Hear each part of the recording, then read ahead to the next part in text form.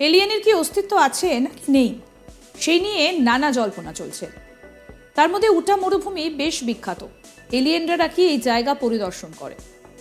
একথা সত্য মিথ্যে প্রমাণিত না হলেও বহির্জাগতিক দূত যে সত্যি সত্যি একবার এসেছে তা কিন্তু প্রমাণিত। 2023 সালে সেপ্টেম্বরে কোনো এক ব্যক্তি সেখানে অবতরণ করেছিল, প্যারাশুটে করে অবতরণ করেছিল, তার প্রমাণ মিলেছে। সেটি অনেকটা ট্র্যাক টায়ার আকারের ক্যাপসুলের জাহাজ ছিল। 3 বছর আগে নাসার ওসিরিস REX এই মহাকাশযান গ্রহাণু বেন্নুর পৃষ্ঠ থেকে এই নমুনাগুলো উদ্ধার করে। মনে করা হয়েছিল পরীক্ষা নিরীক্ষা করে জানা যাবে পৃথিবীতে জীবনের আবির্ভাব কিভাবে হয়েছিল, তার একটা সুস্পষ্ট ধারণাও মিলবে। তাই নমুনা উদ্ধারের পরপরই বিজ্ঞানীরা তৎপর হয়ে গিয়েছিলেন। সেই নমুনা পরীক্ষা করে বেশ কিছু তথ্য বিজ্ঞানীদের হাতে আসে। তা নিয়ে একটা গবেষণাপত্র বেরিয়েছে। 29শে জানুয়ারি 2025 প্রকাশিত হয়েছে। দেখা গেছে যে সৌরজগতের অন্ধকার ঠান্ডা অঞ্চলেও বিস্ময়করভাবে বিভিন্ন রাসায়নিক প্রতিক্রিয়াগুলো অসংখ্য জীবনের জন্ম দিয়েছে। প্রায় 4.5 মিলিয়ন বছরেরও বেশি আগে সূর্যকে প্রদক্ষিণ করত অগণিত মহাকাশীয় বস্তু।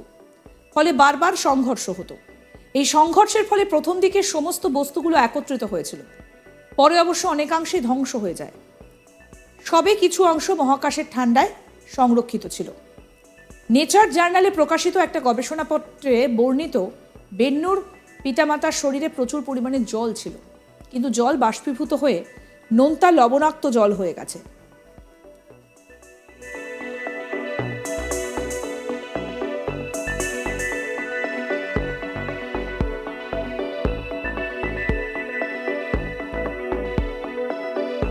নেচার অ্যাস্ট্রোনমিতে প্রকাশিত গবেষণাপত্র অনুসারে এই ব্রেনটিতে হাজার হাজার জৈব যৌগ রয়েছে, যার মধ্যে রয়েছে স্থলজ প্রাণী। তার মধ্যে পাওয়া গিয়েছে 20টি অ্যামিনো অ্যাসিড। রয়েছে আমাদের DNA এবং RNA তৈরি করে এমন সমস্ত নিউক্লিওটাইড বেস। এর অর্থ হলো জীবনের মৌলিক অণুগুলো আমাদের সৌরজগতের শুরু থেকেই বিদ্যমান ছিল।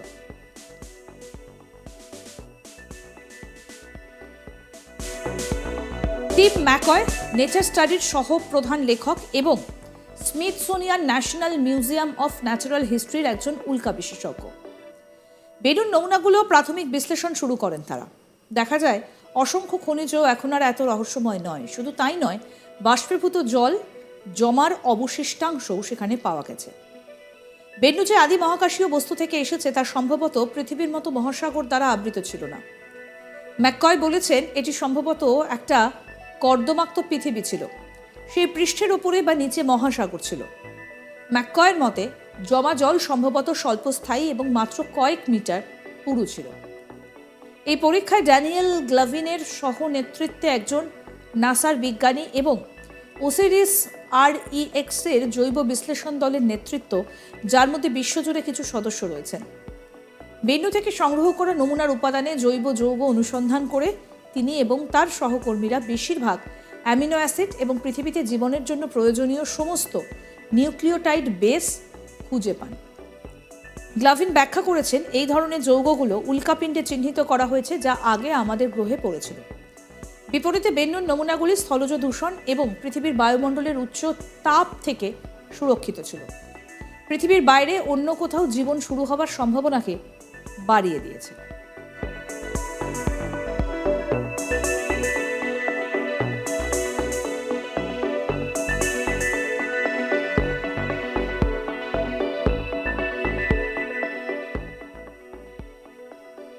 এই পরীক্ষায় আধুনিক সমস্ত পদ্ধতি ব্যবহার করা হয়েছে। এর মধ্যে একটি হলো জার্মানির গোয়েথে ইউনিভার্সিটি ফ্রাঙ্কফুর্টের সুয়েট কসমোকেমিস্ট্রি ল্যাবরেটরি, যা একটা শক্তিশালী ট্রান্সমিশন ইলেকট্রন মাইক্রোস্কোপ, যা দুর্দান্ত নির্ভুলতার সঙ্গে সর্বোত্তম কাঠামো পরীক্ষা করতে ব্যবহার করা হয়।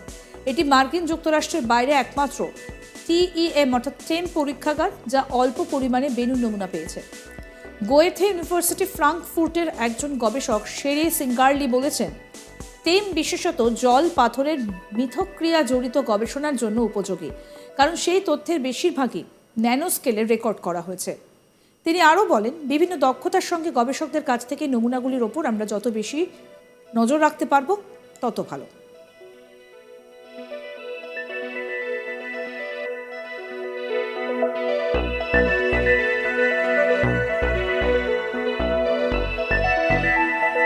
সব মিলিয়ে নমুনাগুলোর পরীক্ষা করে বেন্নুর রহস্যময় পিতামাতার দেহের অসম্পূর্ণ ছবির স্কেচ করেছে। সিঙ্গারলি উপসংহারে বলেছে যে গ্রহাণুটির সঙ্গে তুলনা করে যা অনেকগুলি বিচ্ছিন্ন টুকরো থেকে তৈরি হয়েছিল, এর মূল দেহটা বৃহত্তর এবং আরও ঘন ছিল। যখন ব্যাপক প্রভাবগুলি বিস্ফোরিত হয়ে মহাকাশে বেন্নুতে পরিণত হবে, তখন এই মূল সংস্থাটি তার গভীরতা থেকে কিছু উপাদান খনন করার সময় তরলগুলির মতো উদ্বায়ী উপাদানগুলিও হারিয়ে ফেলবে। বেন্নুতে এই ধরনের ধ্বংসাবশেষ দৃশ্যত একত্রিত হয়েছিল। যখন আমরা আজ বেন্নুর পৃষ্ঠ এবং কাছাকাছি পৃষ্ঠের দিকে তাকাই, তখন আমরা এমন উপাদানগুলি দেখতে পাই যা মূল দেহের মধ্যে ভালোভাবে গঠিত। বেন্নু এখন পৃথিবীর কাছাকাছি দূরত্বে সূর্যকে প্রদক্ষিণ করে, তবে আসল মহাকাশীয় বস্তুটি অবশ্যই অনেক দূরে তৈরি হয়েছে। ম্যাককয় সুদূর প্রসারী হিমায়িত পশ্চিমাঞ্চলে বেন্নুর উৎপত্তিস্থল খুঁজে পান। নাসার আধিকারিক বিল নেলসন কি বলছেন, আসুন শুনেন। This mission will help our scientists investigate planet formation for generations to come, and it's going to deepen our understanding of our solar system. And this mission will help our scientists investigate planet formation for generations to come, and it's going to deepen our understanding of our solar system. বিজ্ঞানীরা আগামী বহু বছর ধরে বেন্নু থেকে যে ছোট ছোট টুকরোগুলো পেয়েছেন তা নিয়ে পরীক্ষা নিরীক্ষা করবেন।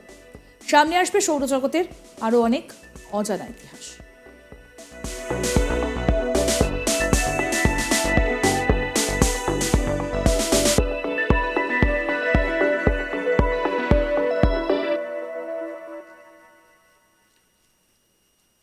কি বলা হচ্ছে নাসার তরফ থেকে, কি বলছেন আধিকারিক, আসুন আরেকবার শুনে।